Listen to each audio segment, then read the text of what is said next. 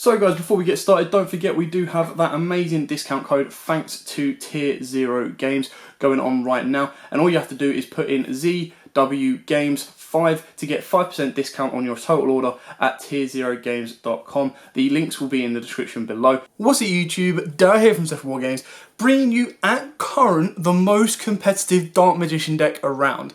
Now, not a lot has changed in the core of Dark Magician, but what I'm going to show you, and I'll explain to you exactly why this deck is probably the strongest version of Dark Magician around, give or take a few minor tweaks. Now, you can make it a little bit stronger depending on what the format is in regards to adapting certain things like Villager the Spellcaster and other cards.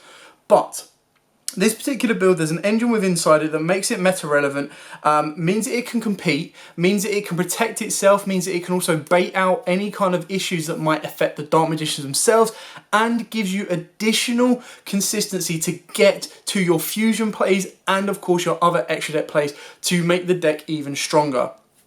Now, as I go through this, I will explain everything as we go, but before we do, please smash the like button, hit the notification bell, and subscribe so you do not miss out on anything else. We've got so much coming up next week, including Toon Chaos opening, alongside a Toon Deck profile, Chaos profile, and hopefully the Ignoble Knights as well. With that said and done, let's get on to today's profile of Dark Magician. Now, for those of you that are fans of the channel and have been watching since day one, Dark Magician is, of course, my favourite deck. It is a deck that I try to improve and make better every single way, alongside giving you guys tech options and, of course, budget options as well.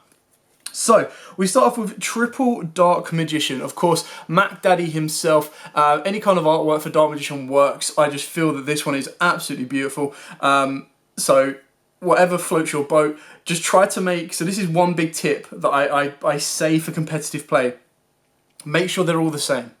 Now, the reason I say that, I mean, it might affect you differently, or you might play it differently, but if you've got 3 Dark Magicians of different artwork, it's easier for your opponent to understand or judge what you have in your hand.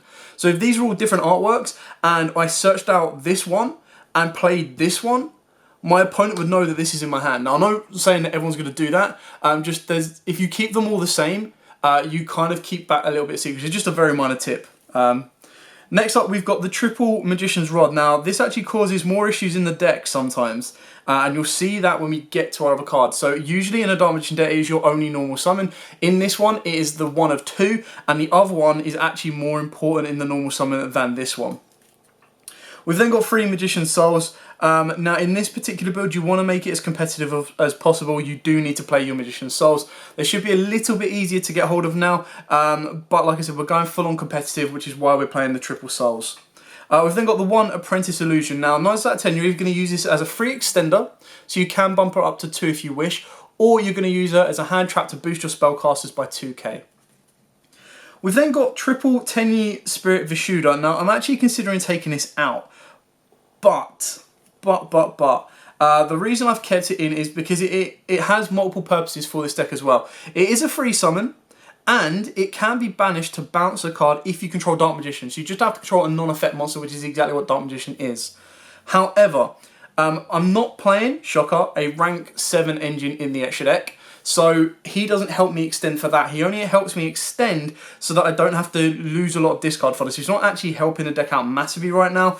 It is a 42 card deck, so he could easily come out, and Apprentice could go up to 2 if you want as well. Now onto the meta relevant engine. Now, I've only put this in here because I want this deck to compete. I want to be able to take this to online events right now. As soon as the ban list changes, you can take this out, but I just think that this engine gives this deck the edge, and of course that is the Synchron engine. So you've got triple Jet, single Despot, single Mecha Phantom Beast O-Line, and the 1 card that I'm taking in is the Satellite Synchron. Now, the reason this is so important is this can get you into a VFD, draw 2. It can also give you the ability to extend your plays further forward. It also gives you the ability to break boards as well. So I'll show you the extra deck when we get to it. And you've also got the defensive option with this combo and the offensive option with this combo. And then it leaves your Dark Magicians free to roam. So what I was kind of thinking about when I put this deck together, I was like, okay, I know Eldritch are incredibly powerful and they're stronger than the Dark Magician engine itself. But why can't you put the Synchron engine with a Dark Magician engine? Like, They're big level monsters, they can special summon themselves. I know the management resource isn't there, but what this deck allows you to do from one card in Jet Synchron is get him to the board, do the full combo, and all you need to do is discard one other card from your hand. So it could be a Dark Magician, it could be a Rod if you don't have another way of getting him out on the board. And then what that allows you to do is it allows you to get to your Eye of Timaeus, it allows you to get to your Souls to special summon a Dark Magician, it allows you to get to your Navigations, your Eternal Souls. It also allows you to get into pretty much anything you need to help extend your boards, and you're using the combo to protect you or break your opponent's board, and in my opinion it's incredibly powerful. Because we want to be playing 6 Jet Synchrons at the moment, we do play triple tuning, we do play triple Dark Magical Circle. So again, imagine this as your Conquistador. So Conquistador needs to have Golden Lord on board, but it can only pop a card, whereas this can banish the card. So it's kind of like a continual Conquistador. So if you get this on the board, and then you've got your VFD shutting your opponent down, if you've got like a Navigation or an Eternal Soul, you bring it back and you go, cool, banish, bring it back, banish. And it just helps give you so much more power plays. I get that the... little bit of fluff there on top of the sleeve. I get that the Eldritch have a bit more management resource, and I also get that their trap cards are, you know, they're more surprising. Sometimes you don't see them coming, sometimes they're searched out, you know they're there. I just feel that this gives you a kind of a nice little option as well, and like I said, when I looked at this, I was trying to balance up what the Eldritch had with what the Dark Magicians have. One thing that Dark Magicians have that Eldritch don't is another draw card and a stack card. So you're drawing cards off of the VFD combo. How about you guarantee what you're going to draw? I mean, yes, you do need to open this, but this can be searched off by Rod, and for the first time, what makes this incredibly important is Dark Magic Inheritance. You can actually bump this up if you wanted to, but the way this then works is you've activated Tuning. You activate one more spell or send a spell from your hand to the graveyard. This is then live. And the way I kind of looked at this was the Synchro engine was like 9 cards, and the Spellbook engine itself could be anywhere from 5 to 6. I was like, why would I want to put in a draw engine like that when I could put in a draw engine that's going to give me either a entire 2-turn lockdown on my opponent or a double Omni Negate, or the ability to poke away at my opponent's board and clear their board. And I was just like, I think it's kind of a no-brainer to involve it. We've then got double Eye of Timaeus. 3 is too bricky. We only play 2 fusion monsters in the extra deck that Eye of Timaeus can make. But just being able to draw into this, get the Dark Magician on the board for an extension, just gives you a little bit more consistency as well. Now, 2 Call by the Grave, this should probably be free. I just need to figure out the ratios. Like I said, I think what I might do is take the Shooter out, put Call by the Grave up to 3, that makes it a 40 card deck, and then possibly put in like 2 Dark Magic Veils or something like that, just to give you that additional extender. Because what you've also got to remember is if you open up an additional extender and don't have to discard for the Jet Synchron play, you can actually end your board on either the double Omni Negate plus another level 8 Synchro, or you end on a VFD plus an Omni Negate, and then your graveyard set up for your Eternal Soul. So the 1/1 for 1. If you open this up with a Magician's Rod, broken, absolutely broken. You get all of Rod's effects, you get all of the Jet Synchron combo effects as well, and your board is insane, because then you can also use Rod as fodder material to get into the Herald as well. And what makes this deck so good is even if you don't do the full Jet Synchron combo, you can still use and abuse your Dark Magicians and your Rods to make Heralds and Savage Dragons without anything. So if you open up like beyond broken, you can actually get into VFD plus the double Omni Negates as well, which is insane. The one Secrets of Dark Magic, it's meh at the moment. It only requires 2 spellcasters, but the idea is you'd have to open up this, get a Dark Magician on the board and a Rod, and then use both of those to go into the Dark Magicians, and that just gives you a bit of draw power, set power, play power. Onto the traps, triple Infinite Impermanence, you know, most important hand trap right now. Can't be called by the grave, shuts off pretty much everything, and then can be used as a trap itself. Double Navigation, this is actually a little bit more important. Being able to send it off of Souls gives you that additional negation as well. So just imagine being able to set up with your VFD or your double Omni Negate plus a Dark Magician with this in the graveyard. You've got so much to play around with. And then double Eternal Soul. Again, this will be the Achilles heel of the deck because your opponent can hit this and nuke your entire board. But With the double Omni Negate, you're able to kind of protect it. You don't really want to be flipping this until like the end phase of your opponent's turn, because if you're under the VFD or if you've made VFD, your opponent's not going to break it anyway. You then don't activate this until the end phase, bring back a Dark Magician, and then off you go from there. And if you want to, you can put in Dark Magic Attack, and as long as you know you're going to get a Dark Magician to the board, if your opponent sets all their back row, you just go, okay, cool, Eternal Soul, search out Dark Magic Attack, activate Dark Magic Attack next turn, nuke the entire back row. So you can kind of see where this is working with that one as well. Onto the extra deck now. The extra deck at current, this is where not the issue, but this is where kind of like the question comes into, is this engine worth it? To me, I think it is. I think there's so much this deck can do with the inclusion of the engine. And it just gets a lot going for you. So we'll start off with the actual core engine. So the synchros you play off of this entirely comes down to you. So of course you play the one Link Karibo for the Jet Synchron Luke combo, leading into the Halley Firebrax, leading into your Mecha Fan and Beast of Auroradon. Now this is all straightforward. After this, it then comes down to personal preference. I've decided to go for the VFD combo because I personally think that is the best one. A double on negate is fine, but it's very rare that anyone can break a full-on lockout. So in order for you to do that, you need to play the one Coral Dragon, the one Garden Rose Maiden, the one Vermilion Dragon Mech, and the one Ravenous Crocosaur. Now these are actually all really important, because if you go second and you build into this combo, Coral Dragon pops a card, Crocodile pops a card, and Vermilion Dragon pops a card. So if you go in aggression, you all pop a card with these and then still make a VFD, and that's all coming off of your Jet Synchron +1 discard. Now obviously if your opponent wants to interrupt that, of course they will, but then if you're able to stop that, you can build it in and off you go. You also play another aggressive engine in the deck, which I'll get to in a minute as well. You do have the space, so finishing off that engine, you do have the VFD. You do have the space to put in the Omni Negates if you want to be a bit more defensive. And what these actually allow the deck to do, because it's an easy 8 and an easy 4, is it actually allows you to use and abuse Jet Synchron even more. Because you get a Dark Magician back to the board and you haven't used a Jet Synchron effect in Grave, or you have another Jet Synchron, use that effect, make Savage Dragon. Use the effect, make Herald of Arc Light. Now, for the aggression version, probably because if you're going second, you've done the VFD and you want to be a bit more aggressive, I've actually put in a Scarlet Red Dragon Archfiend. So, at the moment, you've got the options to double on the negate or VFD, whatever you feel is more right. And then if you're going second for the aggression, you could go for your Scarlet Red Dragon Archfiend play and just nuke the board. One other card as an alternative to Scarlet is Wee Witch, or just a generic Link 2, because sometimes you will find yourself with two monsters on the board, so like a Shooter and a Rod, with no way of getting them off the board, and that's kind of because you can't get into Halley Firebrax, but that's where you want just a generic Link 2 that's going to help extend your plays.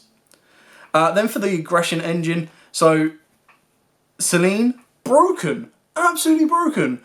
All you need is at least 3 spells in the graveyard or field. You're gonna have that. Your aggression play, and it brings back any spellcaster. So you just go, okay, cool. Effect to bring back, remove 3 spellcasters, special on 1 spellcaster from a hand or graveyard in defense position. Okay, bring back my Dark Magician. Eye of Timaeus, turn it into Dragon Knight or Dark Magicians. Bring back Dark Magician, trigger off Circle, banish. Like, it's insane. And then all you need to do is you need to turn Dark Magician into an effect monster, which is where you might want to put in another card like that. But this can just bring back your Rod, your Souls, anything like that. You go, okay, effect, go into Access Code Talker. By this point, Access Code Talker will have Selene, maybe Halley Firebrax, at least 2. It's going to gain 3k. You've just put a boss monster in your extra deck for your Dark Magicians. And then for additional kind of spice or play, you've got your standard Dark Magicians. So you've got the Dark Magicians for your draw power, and then you've got the Dark Magician, the Dragon Knight for your back row protection power. So these serve the Dark Magician engine perfectly themselves and represent the Dark Magician engine. And then obviously everything else, including these two actually, they're quite good. Everything else then provides the synchron plays that gives you the protection that Dark Magician currently need in the meta. Dark Magician cannot lose, or right now can lose, to just one single hand trap. And it does need time to build up their board. Their first turn board isn't as impressive as the first turn board of Eldritch or Adamanticators. So what do you do to make them that good? You put this in, and it works. It probably won't survive the ban list. So it's not something that I'm saying all Dark Magician decks must do and will be a religious involvement. Because once we get Dragoons, this is all going to change again anyway. But for now, if you're like, right, I really want to take Dark Magicians to an online PPG or LCS event, or when all of this is over, I really want to play my Dark Magicians, I don't want to be facing up against Full Power, Eldritch and Adamanticators, how do I kind of combat that? This is your route. This is how you do it. It gives you defensive plays, aggressive plays, absolutely everything else in between from that. Now, you should all know the standard Jet Synchron plays, but like the 1-for-1 I'm not going to count as a combo because it is a 1 card. Like, it's a 1 of a 1 that you have to open. If you open it up, you're in the money, like absolutely nuts. But the idea is, from your hand, no matter what the cards are, the only time it will ever die is if you open up O-line, which sucks, but that's just how the game works. If your opening hand can be any cards, like it could be the most dead cards in the entire world out of your entire deck. So, I mean, these are quite pretty good actually. But any cards, as long as you've got Jet Synchron or tuning to get to Jet Synchron, happy days. You do your full combo. Now, I'm not going to do like the full combo out as it is, but all I'm trying to use is as this is an example. So your board is going to end with still 4 cards, maybe 5, because you put 1 down for Jet if you've had to use his effect. If you have an extender, you don't need to use his effect, even better. Your board will be a VFD, okay? So you'll eventually end the board on a VFD with 2 more cards back in hand. So 2 more. You've got your starting hand of 5 again. If these cards are absolutely anything, if it's an Eternal Soul, great. A Navigation, great. Imperm, great. If it's like a Souls, even better. Souls, bring back Dark Magician. Or Souls goes to the graveyard, send this for an additional draw, off you go. Now obviously I haven't shuffled the deck properly, so all of these draws are inconsequential.